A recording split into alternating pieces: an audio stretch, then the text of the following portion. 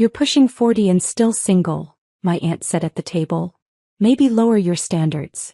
Everyone went quiet. I picked up my glass and replied calmly, I didn't lower them, that's why I'm happy. My sister nearly dropped her drink. You're pushing 40 and still single, my Aunt Carol said across the dinner table.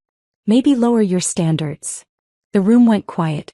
My sister Jenna froze with her glass halfway to her mouth. My mom suddenly became very interested in the mashed potatoes. I picked up my glass of wine. I didn't lower them, I said. That's why I'm happy. Jenna nearly dropped her drink. Nobody expected that answer. In my family I was the quiet one. The one they constantly felt sorry for. The one who supposedly went home alone every night to a silent apartment and a microwave dinner. They had no idea how wrong they were. The funny part is that I had planned to keep my secret forever. Not because I was ashamed. Because I knew exactly how my family worked. Everything in our family was a competition disguised as concern. If someone bought a house, someone else suddenly had a bigger one. If someone got a promotion, another cousin would mention their better job 5 minutes later. Compliments always came with a small insult attached. And relationships were the biggest competition of all.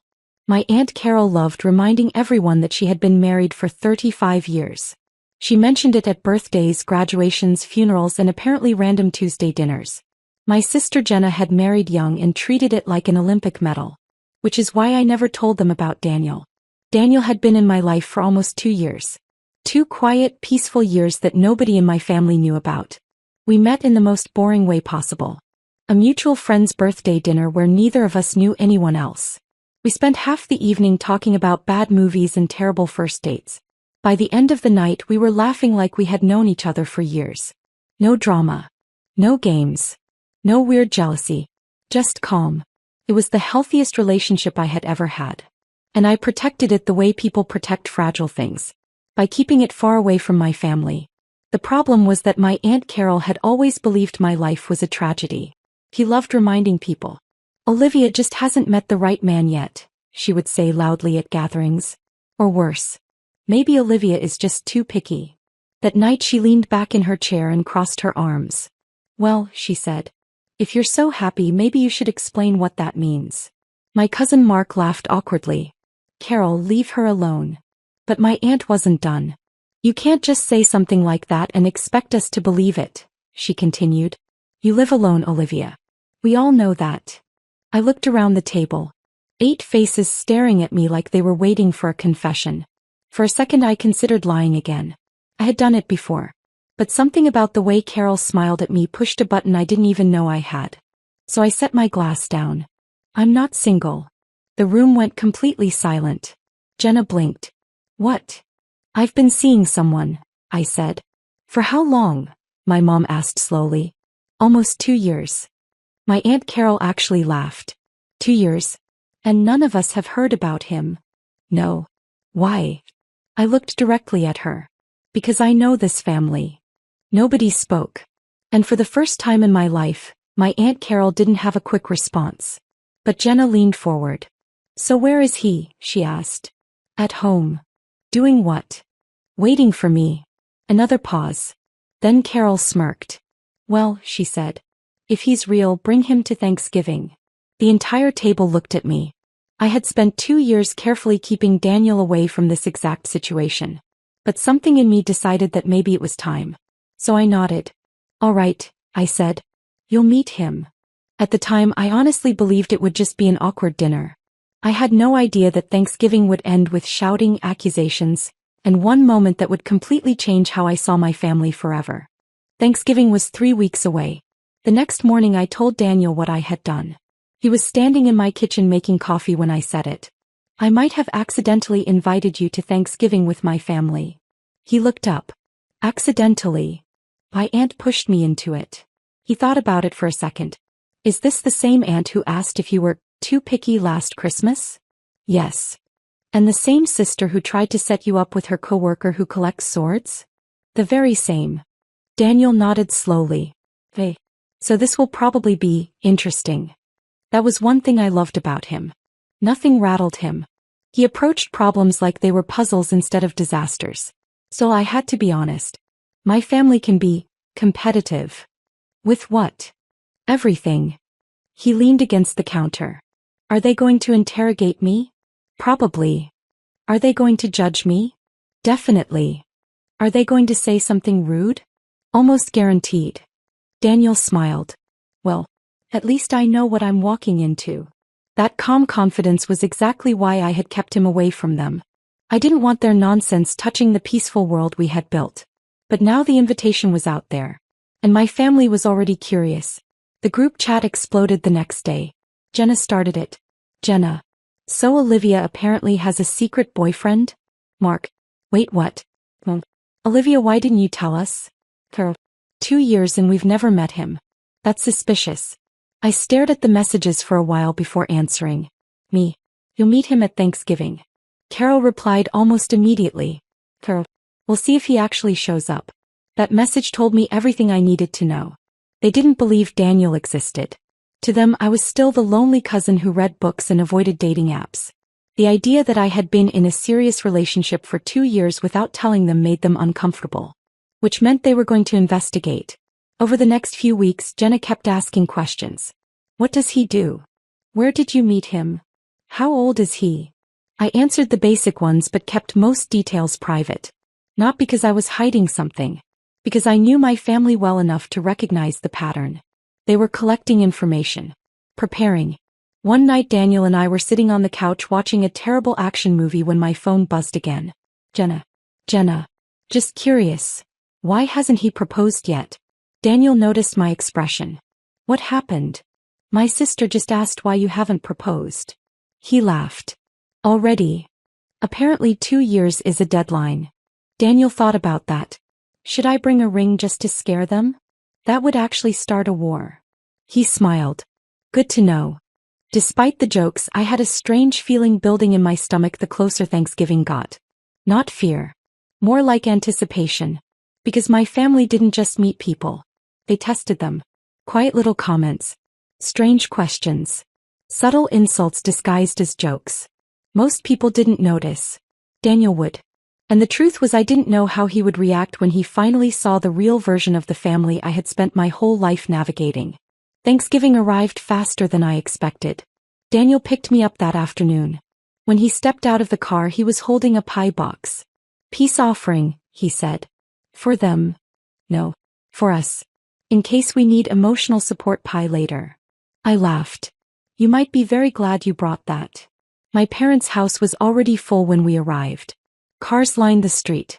Voices spilled out through the open windows. Daniel looked at the house. Last chance to run? Too late. We walked inside together. The moment we stepped into the living room, the conversation stopped. 8 people turned toward us at the same time. My Aunt Carol stood up first. She looked Daniel up and down slowly. Then she smiled. Well, she said. So he is real.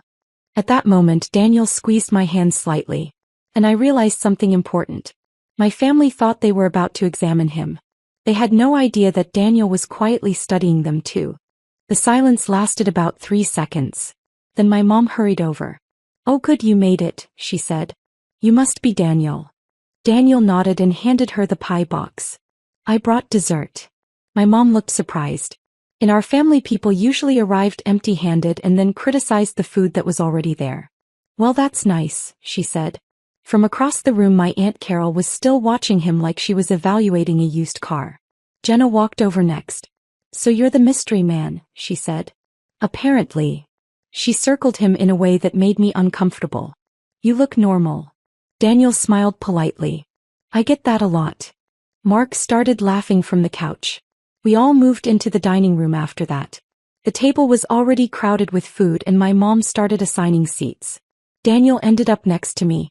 Unfortunately, that also placed him directly across from my Aunt Carol. I saw the moment she decided the evening had officially begun. So Daniel, she said while pouring herself wine. Olivia says you've been together 2 years. That's right. And in 2 years we've never met you. That's also true. Carol tilted her head. That's unusual. Daniel shrugged slightly. Olivia said her family gatherings were intense. Mark nearly choked on his drink. Jenna laughed. Intense is one word for it. Carol didn't like that answer. I could see it immediately. She switched tactics. So what do you do, Daniel? I work in engineering. What kind? Structural. Oh, Carol said, clearly unimpressed even though she probably didn't know what that meant. Then Jenna jumped in. Where did you two meet? Friend's birthday dinner. That's it, she said. That's usually how meeting people works. Mark laughed again. Jenna ignored him. And you've just been secretly dating my sister this whole time? Daniel looked at me briefly. It wasn't a secret to us. I kicked him lightly under the table. He was being polite, but I could tell he had already started noticing things. Carol leaned forward. So where do you live? About 20 minutes from Olivia. House or apartment? House. That got her attention. Oh really? Daniel nodded. I bought it a few years ago. Jenna exchanged a quick look with Carol. I recognized that look. They had moved from curiosity to comparison. Dinner continued, but the questions kept coming. How old are you? 39. So basically Olivia's age, Jenna said. Yes. And no kids? No. Never married? No. Carol sipped her wine. Well, that's interesting. Daniel waited. Why? He asked. Carol smiled. Most men your age have a past. Daniel didn't look offended. I have a past. I just don't bring it to Thanksgiving dinner. That made Mark laugh again. Carol didn't. The tension at the table slowly started building after that. Every answer Daniel gave was calm, simple, honest, which seemed to irritate my aunt more and more. Finally Jenna leaned back in her chair. I'm surprised Olivia never told us about you. Daniel looked at her. You'd have to ask her. So she did. Right there at the table. Why didn't you tell us, Liv? Everyone looked at me again. I took a sip of wine. Because you guys judge everything. No we don't, Jenna said immediately. Daniel didn't say anything. He just looked around the table quietly. And that's when Carol decided to escalate things. Well, she said, setting down her fork. Let's be honest. We're just making sure Olivia didn't scare away another good man. The room froze. Daniel slowly looked up. And for the first time that evening he spoke before I could. Another one? Carol smiled. Oh yes. Then she said something that made my stomach drop. Didn't she tell you about the last guy she chased off? The room went quiet again. I felt my stomach tighten because I knew exactly what Carol was about to do. She had always loved telling that story. The problem was that the story wasn't even true. Daniel looked at her calmly. No, he said. She didn't. Carol leaned back like she had been waiting years for this moment. Oh, it was a few years ago, she said. Olivia dated a man named Eric. Nice guy. Very patient. But apparently she was a little demanding. Jenna covered her mouth to hide a smile.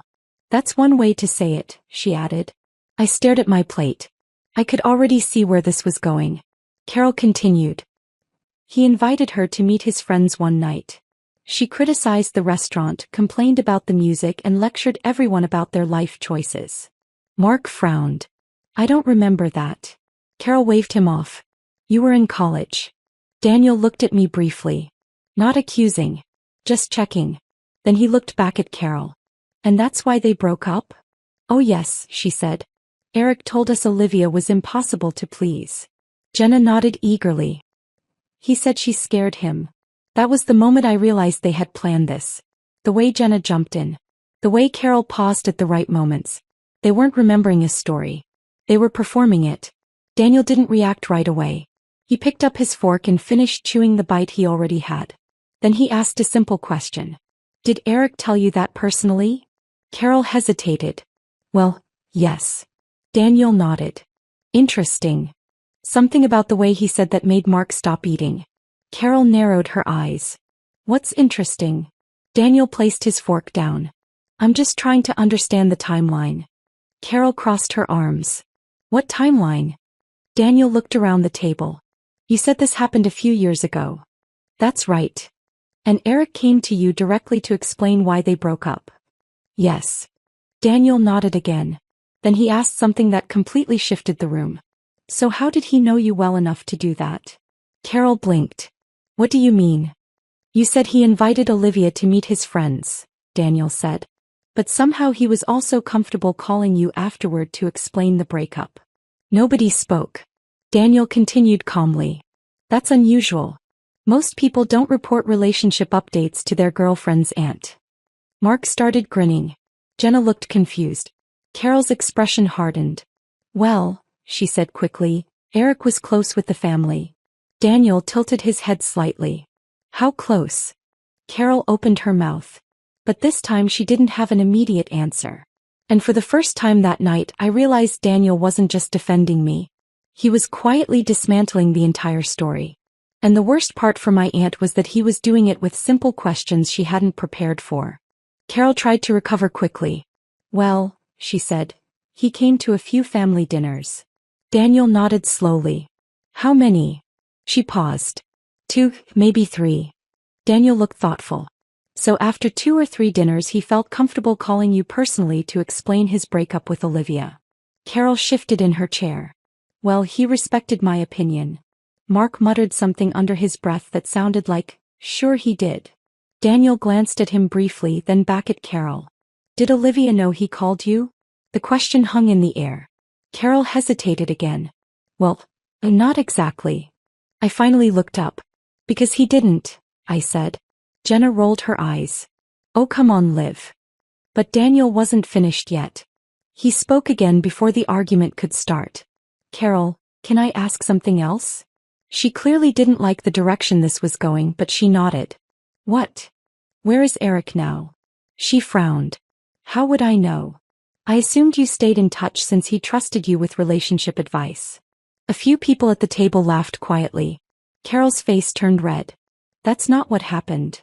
Daniel leaned back slightly. I see. The conversation stalled for a moment. My mom tried to refill someone's glass just to break the tension. But Jenna suddenly jumped in again. Look, she said, the point is Olivia can be difficult sometimes. I turned toward her. Difficult? You know what I mean, she said. You've always had high standards. Daniel spoke again. Is that a bad thing? Jenna shrugged. It depends how high. Then she said something that clearly wasn't part of the plan but made the situation worse. For example, Olivia once turned down a guy because he still lived with roommates. Daniel nodded slowly. That's reasonable. Jenna blinked. No, it's not. Plenty of people have roommates. Daniel looked around the table. Do any of you have roommates? Nobody answered. Because everyone there was either married or living alone in their own house. Mark laughed again. Carol slammed her fork down. You're twisting everything, she said. Daniel stayed calm. I'm just asking questions. You're trying to make us look bad. Daniel didn't respond immediately. Instead he looked at me. Then back at her. I don't think I'm doing that, he said. Then what are you doing? Carol snapped. Daniel folded his hands on the table. I'm trying to understand why every story about Olivia tonight makes her the problem. The table went silent again. Carol opened her mouth. But before she could answer, Mark suddenly spoke up. Actually, he said, now that I think about it, Eric didn't call you. Carol turned toward him sharply. Mark shrugged. You told that story after you ran into him at the grocery store. Jenna stared at him. What? Mark nodded. Yeah. You said he looked uncomfortable and tried to leave the conversation.